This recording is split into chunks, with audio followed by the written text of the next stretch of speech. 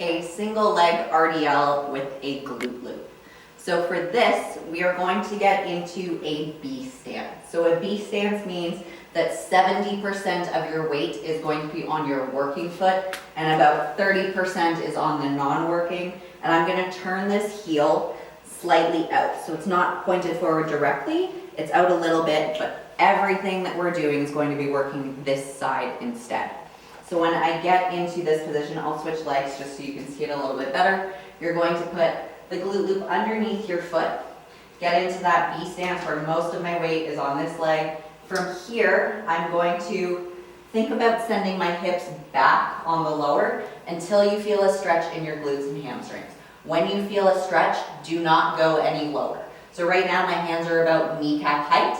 That's as low as I'm going to go. And then I'm driving through this heel and sending this hip forward, not necessarily up, so that I come up this way.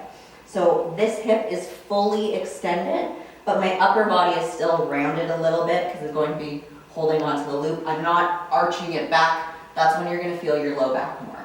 So as I grab my glute loop, I'm going to make sure I'm stable, drive that heel down, hip forward, nice squeeze, send it back. Again, only lowering to my kneecap, then coming back up.